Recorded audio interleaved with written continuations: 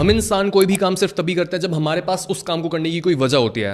And this is the fundamental definition of motivation. Motivated होने का मतलब यह है कि मेरे पास किसी काम को करने का कोई रीजन है, और मोटिवेटेड रहने का मतलब यह है कि मैं उस रीजन को अपने मन में एकदम स्थिर रख सकता हूं। यानी अगर आप ज्यादा काम नहीं कर पा रहे हो या फिर आप किसी काम को लेकर कंसिस्टेंट नहीं हो, तो उसका मतलब ये नहीं है कि आपके अंदर मोटिवेशन की कमी है, या फिर जो इंसान आपसे ज्यादा सक्सेस अचीव कर पा रहा है वो उस सक्सेस को आपसे ज्यादा चाहता है। बिकॉज किसी भी चीज को चाहना इनफ नहीं होता हमें उस चीज के पास पहुंचाने के लिए। जैसे आज के समय पर इतने सारे यंग मेल्स लोनली और डिप्रेस्ड हैं ओनली बिकॉज इंटरनेट पर पॉन मिल रही है इजिली। इंटरनेट पर हम कनेक्शंस बिल्ड करके सोचते हैं कि एक्चुअल में कनेक्शंस बिल्ड करने की जरूरत नहीं है, तो हमारे बॉडी और हमारे माइंड को ये इल्यूजन मिलता है कि एक्चुअल में हम किसी लड़की के पास क्यों जाए, हम किसी भी इंसान को क्यों अप्रोच करें, हम कोई भी फ्रेंडशिप क्यों बनाएं, हम घर पर बैठे रहते हैं फिर बस ऑनलाइन ही लोगों से इंगेज करते रहते हैं। बट इस चीज के होने के बावजूद कहीं ना कहीं चाहत फिर भी रहती है कि काश मेरी कोई एक्चुअल गर्लफ्रेंड होती, मेरे अच्छे रिलेशनशिप्स होते, मेरे को भी कोई प्यार करता। चाहत फिर भी नहीं मरती है। लेकिन इतनी ज्यादा चाहत होने के बावजूद भी ज्यादातर मेल्स अपने आप को डेवलप नहीं कर रहे, वो बाहर जाके लोगों से मिल नहीं रहे, और इस वजह से दे आर डिप्रेस्ड। यानी चाहत काफी नहीं होती है आपको सक्सेस तक पहुंचाने के लिए। ऐसे ही हर कोई सोशल मीडिया पर महंगे घर, लंबी गाड़ी और बढ़िया से बढ़िया लाइफस्टाइल को देख रहा होता है, और वो उसको देखकर किसी ना किसी लेवल पर मोटिवेट हो रहा होता है। हम भी चाहते हैं कि हमारे पास बड़ी बड़ी गाड़ियां हो, महंगा घर हो और हर चीज हो। बट खुद से ये पूछो, क्या ये चाहत इनफ होती है आपसे कुछ काम करवाने के लिए? It's never enough. इसी वजह से जब भी आप किसी मोटिवेशनल स्पीकर को देखते हो या फिर किसी ऐसे इंसान को देखते हो जिसमें बहुत ज्यादा आग होती है, तब आप उसे देख के ही सोचते हो कि हाँ शायद इसको देखना ही इनफ है। लेकिन आप जिस चीज को देख रहे होते हो वो होती है मोटिवेशन की आउटकम, ना कि मोटिवेशन इटसेल्फ। अगर एक मोटिवेशनल स्पीकर है, आप उसकी वीडियोस को देख रहे हो, आप मेरे को देख रहे हो, आपको ये लग रहा है कि बस सौरभ को मैं देख लूं, उसको बस सुन लूं तो वो मेरा काम हो गया है, वो इनफ है। इट्स नॉट इनफ, बिकॉज आप बस ये देख रहे हो कि मोटिवेशन खुद को मैनिफेस्ट कैसे करता है। आपको ये नहीं पता कि एक मोटिवेटेड इंसान के मन में क्या चल रहा है, उसका मन किस तरीके से फंक्शन कर रहा है इस मोटिवेशन को पैदा करने के लिए। और उसका मन कुछ इस तरीके से फंक्शन कर रहा होता है जहां पर वो एक थॉट को एक लंबे समय तक होल्ड करे रखता है। ये होती है मोटिवेशन। मोटिवेशन कभी भी ऐसे नहीं आएगी कि आप किसी मोटिवेशनल स्पीकर को देख लो, कोई बहुत जहां पे म्यूजिक चल रहा होगा तेज तेज, उस वीडियो को देख लो। That's not real motivation. वो आपको बस हार्मोनल लेवल पर थोड़ा सा एक्साइट कर सकती है, वो आपको रियल मोटिवेशन नहीं दे सकती है, और वो कभी भी एज अ पर्सन आपको चेंज नहीं कर सकती है। आपको एज अ पर्सन चेंज होना है अगर आपको हमेशा मोटिवेटेड रहना है तो। एग्जाम्पल के तौर पर न्यू ईयर के टाइम पर हम हमेशा कोई ना कोई रेजोल्यूशन बनाते हैं। मे बी मैं वेट लूज करूंगा, मैं मसल गेन करूंगा, मैं बहुत ज़्यादा पैसे कमाऊंगा, कोई भी हम गोल सेट करते हैं। और जो भी इंसान ऐसा कोई रेजोल्यूशन बनाता है, अगर उस समय पर हमें उससे पूछें कि आप कितने ज़्यादा मोटिवेटेड हो, आउट ऑफ 10 कितना मोटिवेशन है, वो यूजुअली ये बोलोगे कि यार मैं पक्का ये कर लूंगा, तो 10 आउट ऑफ 10। मैं कुछ महीनों के अंदर देखना अपनी पूरी जिंदगी बदल दूंगा, तुम भी यही हो, मैं भी यही हूँ, हर चीज़ में कर दूंगा। बहुत ज़्यादा उसके अंदर मोटिवेशन क्लियरली दिख रही होती है, बिकॉज उस समय पर उसके माइंड का जो सेंटर ऑफ थॉट होता है, जो सेंटर में थॉट होता है, वो ये होता है कि हाँ जिम जिम जिम, पैसा पैसा पैसा, जो भी उसका गोल होता है वो उसके सेंटर में होता है और वो उसको होल्ड कर पा रहा होता है। But with in a couple of weeks, with in a couple of months, जैसे जैसे उसके आसपास डिस्ट्रैक्शंस आते हैं, जैसे जैसे उसके एग्जाम्स पास आते हैं, लाइफ की और प्रॉब्लम्स आती हैं उसके पास, उसका एक थॉट, उसके जो मेन थॉट है, जो डोमिनेंट थॉट था, उसको टक्कर मारने लगते हैं। पहले वो सोच रहे थे कि बस मैं जिम जाऊंगा, बस मैं पैसे कमाऊंगा, ये मेरा गोल है, ये मेरा न्यू ईयर रेजोल्यूशन है, तो मैं इसको पूरा करूंगा। बट जैसे ही अलग अलग थॉट्स इस थॉट से टकराते हैं, वैसे ही धीरे धीरे ये थॉट कच्चा पड़ने लगता है। और ओवर टाइम, कुछ हफ्तों या फिर कुछ महीनों के बाद, जब आप उनसे दोबारा मिलते हो और आप उनसे पूछते हो कि यार तुम तो बोल रहे थे कि तुम बॉडी बनाओगे, तुम तो बोल रहे थे कि तुम बिजनेस खड़ा करोगे, अब क्या हो गया? तब वो बोलते हैं कि हाँ यार मैं उतना मोटिवेटेड नहीं हूँ, कुछ चेंज आ गया मेरे अंदर, या फिर लाइफ में कोई प्रॉब्लम्स आ गई हैं, तो मैं बाद में कंटिन्यू कर लूँगा, 1 दिन 2 दिन बाद, 4 दिन बाद मैं जिम चला जाऊँगा, देखी जाएगी। लेकिन फिर कभी वो नहीं होता, कभी उनका रूटीन कंटिन्यू नहीं होता है। वो अपने मन में एक थॉट को होल्ड करने में फेल हो जाता है। And this is how you get demotivated. Demotivate होने का मतलब ये होता है कि मैंने एक गोल सेट करा and that goal is basically a thought. Goal set करने का मतलब ये कि मैंने अपने एक ख्याल को पकड़ लिया है कि मेरे को ये चीज़ करनी है। बट डीमोटिवेट होने का मतलब ये कि उसके आसपास जब और थॉट्स आते हैं कि मेरा एग्जाम भी आ रहा है, मेरे मम्मी पापा भी मेरे को कोई काम करने को बोल रहे हैं, इतनी सारी घर में और प्रॉब्लम्स चल रही हैं, तो जो मेन गोल होता है, जो मेन थॉट होता है, वो वीक पड़ने लग जाता है। और देखते ही देखते दूसरे थॉट्स उस पर हावी हो जाते हैं, और जो सेंटर का थॉट होता है, जो आपका गोल होता है, वो रिप्लेस हो जाता है किसी और थॉट से। ये होता है डीमोटिवेशन। और तभी असली मोटिवेटेड लोग वैसे नहीं होते जैसे मोटिवेशनल स्पीकर्स अपनी वीडियोस में चीख रहे होते हैं। असली मोटिवेटेड लोग बस वो होते हैं जिनके मन में एक ख्याल कंसिस्टेंटली टिका रहता है। अगर आप ऐसे इंसान के पास जाकर बस इतना पूछो कि आप रोज मोटिवेटेड क्यों होते हो, आप हर रोज काम क्यों कर रहे होते हो इतना ज्यादा, आप पढ़ाई क्यों कर रहे होते हो, आप रोज जिम क्यों जाते हो, तो वो बस आपको इतना ही बोलेंगे कि मैं रोज जिम इसलिए जाता हूँ, मैं काम इसलिए करता हूँ, या फिर मैं मोटिवेटेड इसलिए बिकॉज मैं हमेशा से ये करता आया हूँ, ये मेरे रिचुअल का पार्ट है, this is my habit. Because it's a consistency of thought that builds new habits, that creates identity and that sustains your motivation. अगर आप अपने माइंड में बस एक थॉट को पकड़े रखो तो जो भी आपको काम करना है आप उसे कर पाओगे। और ये चीज कई स्टडीज में भी देखी गई है कि जिन लोगों को ADHD यानी attention deficit hyper activity disorder होता है, उनके दिमाग में बेसिकली क्या चल रहा होता है, उनके दिमाग का जो सेंट्रल थॉट होता है वो बार बार रिप्लेस हो रहा होता है किसी और थॉट से।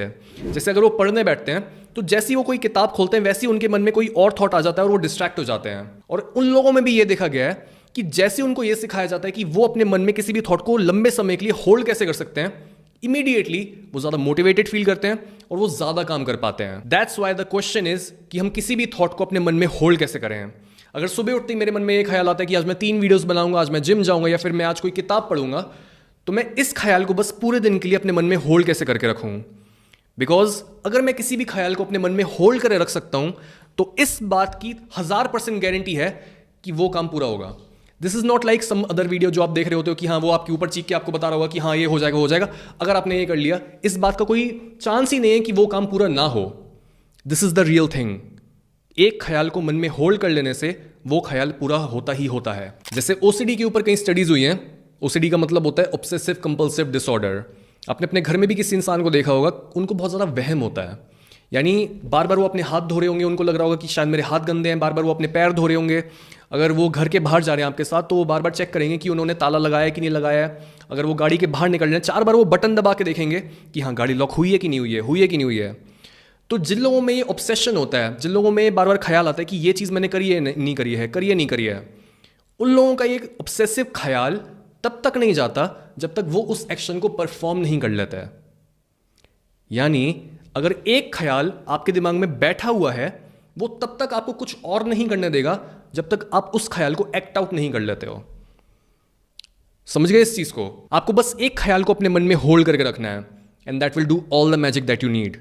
नाउ इस पॉइंट से जो भी इंफॉर्मेशन मैं आपको देने वाला हूं, I want you to write it all down, because ये इंफॉर्मेशन आपकी लाइफ को एक पूरा डिफरेंट मोड़ दे सकती है। इसी पॉइंट से आप अपनी डेस्टिनी को बदल सकते हो, या फिर आप इस अपॉर्चुनिटी को भी वेस्ट कर सकते हो लाइक एवरी अदर अपॉर्चुनिटी।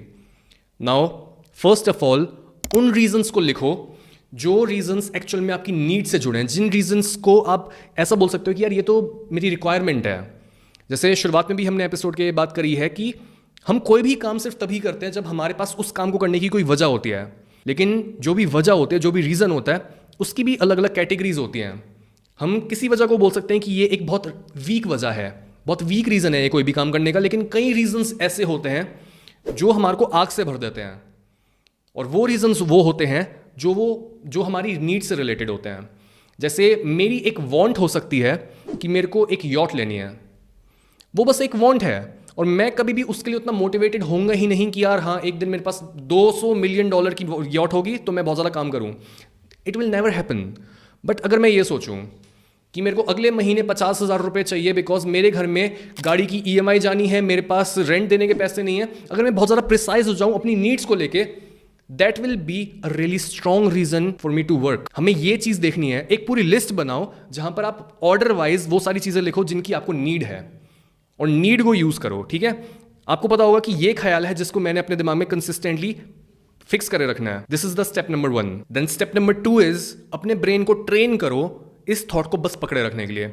हम इस एपिसोड में बस 3 चीज़ों के बारे में बात करने वाले हैं, 3 बेसिक टेक्निक्स हैं जो आपको ओवर टाइम आपके ब्रेन में एक थॉट को होल्ड करना सिखाएंगे। Technique number 1 is breath meditation. आपने बहुत बार ये सुना भी होगा कि ब्रेथ मेडिटेशन कैसे करते हैं। अपनी बैक को स्ट्रेट रखो, आइज को क्लोज रखो, लेग्स को क्रॉस कर लो और बस अपनी ब्रीदिंग पर फोकस करो। इसका पर्पस क्या होता है? इसका पर्पस ये होता है कि पहली बात आपको ये समझ आए कि जो आप ब्रीद कर रहे हो, जो आप सांस ले रहे हो, वो आपको जिंदा कैसे रख रही है और कैसे आपकी लाइफ रिलेटेड है आपकी डेथ से। That's one purpose. दूसरा पर्पस ये होता है इस चीज का कि आप एक जगह पर शांति से बैठ के एक लंबे समय के लिए किसी एक चीज पर फोकस करना सीख पाओ। और यही वजह होती है कि जो लोग रेगुलरली मेडिटेट करते हैं वो इतने ज़्यादा मोटिवेटेड होते हैं। वो इसलिए मोटिवेटेड नहीं होते बिकॉज वो कोई बस हेल्दी प्रैक्टिस कर रहे हैं, वो इसलिए मोटिवेटेड होते हैं बिकॉज वो अपने माइंड को ट्रेन कर रहे होते हैं सिर्फ एक चीज पर लंबे समय तक फोकस रखने के लिए। इसलिए ये एक्सरसाइज मैं आपको दे रहा हूं कि आप यूट्यूब पर जाओ और आप बस सर्च करो कि how to do a breath meditation, और रोज अगर आप बस 15 से 30 मिनट इस चीज को कर लो। आज के समय पर जहां हर कोई डिस्ट्रैक्टेड है, हर कोई 2-2 मिनट में अपना मोबाइल चेक कर रहा है, अगर आप बस 15 से 30 मिनट एक चीज पर फोकस करने की प्रैक्टिस कर रहे हो तो सोचो आप दूसरों से कितना जल्दी कितना आगे निकल जाओगे। टेक्निक नंबर 2, मंत्रा चैंट्स। और इसी चीज को सुन के आप डॉट्स को कनेक्ट कर सकते हो और आप ये चीज समझ सकते हो कि किस तरह से इतनी अलग अलग टेक्निक्स होती है हमारे मन को ये सिखाने के लिए कि किस तरह से वो एक लंबे समय के लिए किसी भी चीज को पकड़े रख सकता है। बिकॉज जब भी हम किसी मंत्र का जाप कर रहे होते हैं, जब भी हम ये बोल रहे होते हैं ओम ओम ओम, या फिर जब भी हम राम राम राम राम राम राम राम राम राम राम राम किसी भी मंत्र को बोल रहे होते हैं, चाहे हम किसी भगवान के नाम को रिपीटेडली बोल रहे होते हैं, तब उसका एक पर्पस ये होता है कि जो भी वो मैसेज है, जो भी उसका मतलब है, हम उसको समझ पाएं या फिर हम उसको इंटरनलाइज कर पाएं, या फिर जो भी चीज़ हम बोल रहे हैं हम उस चीज़ को पकड़े रखें, हम उस थॉट को, उस चीज़ को छोड़े ना। और ऐसा नहीं है कि ये चीज़ बस उन्हीं लोगों के लिए है जो भगवान में बिलीव करते हैं। बिकॉज अगर आप एक एथियस्ट हो या फिर आप काफ़ी साइंटिफिकली माइंडेड हो तब भी आप मंत्र का जाप करो, because this is really scientific. जैसे बहुत लोग ये मेरे से पूछते हैं कि मेरे हाथ पर एक मंत्र लिखा हुआ है, इसका मतलब क्या होता है, क्यों मैंने ये मंत्र लिखवा रखा है।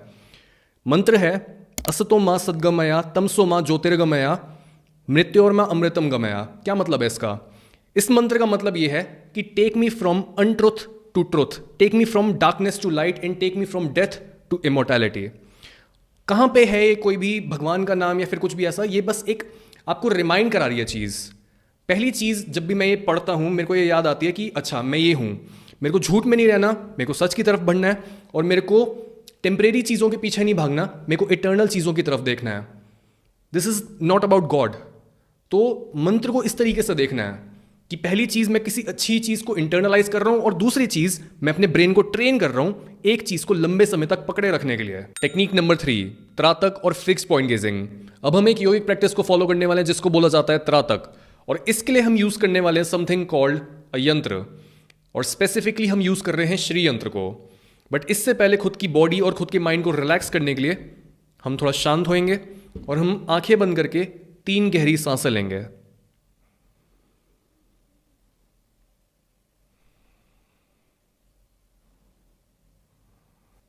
अब धीरे धीरे अपनी आंखों को खोलो और आपके सामने स्क्रीन पर जो आपको यंत्र दिख रहा है उसके सेंटर में एक रेड डॉट है। अपनी आंखें उस पर रखो और अपनी पलकों को मत झपकाओ, बस सेंटर में जो रेड डॉट है उसको देखते रहो। आपके अंदर सेंसेशन आएगी पलकों को झपकाने की, बट उस सेंसेशन को जितना हो सके, जितना टाइम तक हो सके दूर रखो। Ignore that sensation. अब सेंटर में देखते हुए ही अपनी अवेयरनेस उसके आसपास वाले येलो ट्रायंगल पर ले आओ।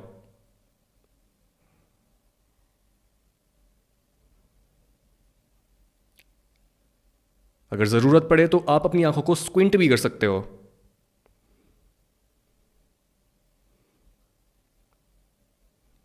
अपनी नजरें डॉट पर रखते हुए ही अगली ब्रेथ के साथ अपनी अटेंशन ग्रीन ट्रायंगल्स पर ले आओ।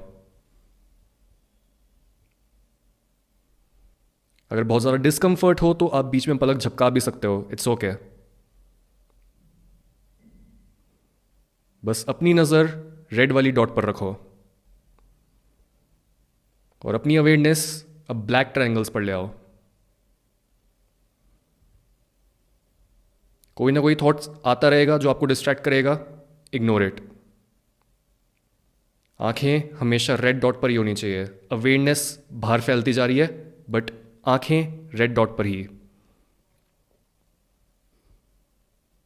इसके बाद अपनी अवेयरनेस को और एक्सपेंड करते हुए जो रेड ट्रायंगल्स हैं वहां पर अपना फोकस ले जाओ, लेकिन आंखें सेंटर में ही।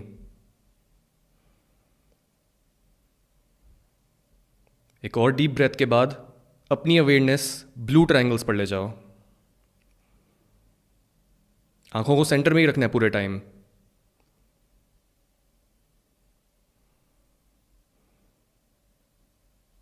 अपनी अवेयरनेस को और एक्सपेंड करो और सर्कल के आसपास जो रेड पेटल्स दिख रही हैं उन पर अपनी अवेयरनेस को ले जाओ।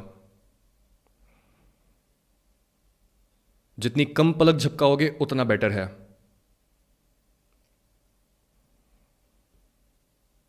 अब लास्टली जो येलो पेटल्स हैं सबसे बाहर, उस पर अपनी अवेयरनेस को ले जाओ।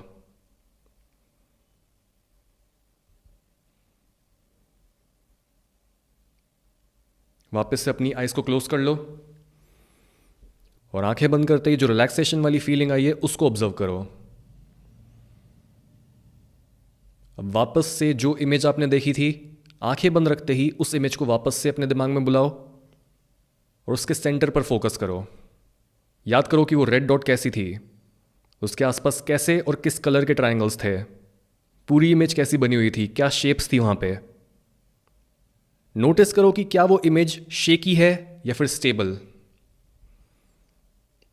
उसके साथ ये भी नोटिस करो कि आप जितना ज़्यादा फोर्स करोगे उस इमेज को होल्ड करने के लिए, उतना ही ज़्यादा वो शेकी होती जाएगी, लेकिन जितना ज़्यादा आप रिलैक्स रहोगे उतना आप उस इमेज को मेंटेन कर पाओगे, उतना ही ज़्यादा वो इमेज क्लियर होगी। इसलिए फोकस करो, लेकिन रिलैक्सेशन के साथ फोकस करो। सेंटर में जो रेड डॉट है उसी पर अपना ध्यान रखो।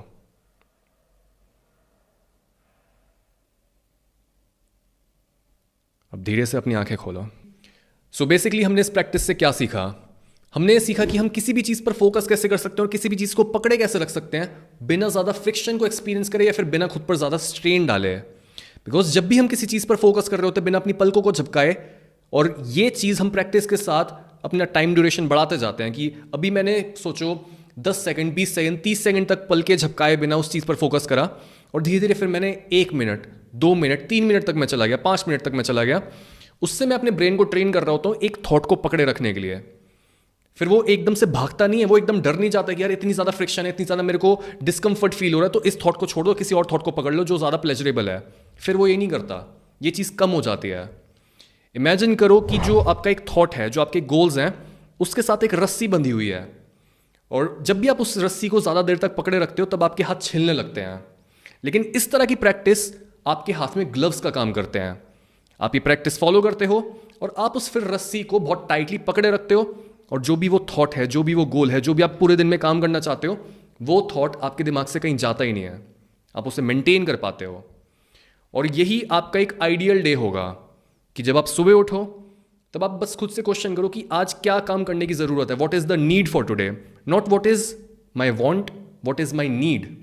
और जो भी आपके दिमाग में आपकी प्रायोरिटी आए, आप उस प्रायोरिटी को पूरे दिन के लिए मेंटेन करके रख सको। और जब आप ये चीज़ कर पाओगे इन तीनों चीज़ों को फॉलो करने के बाद, तब आपका ना तो मोटिवेशन की कोई कमी होगी, ना आपके अंदर कोई वर्क एथिक की कमी होगी, और आपका डिसिप्लिन को कोई हिला भी नहीं पाएगा।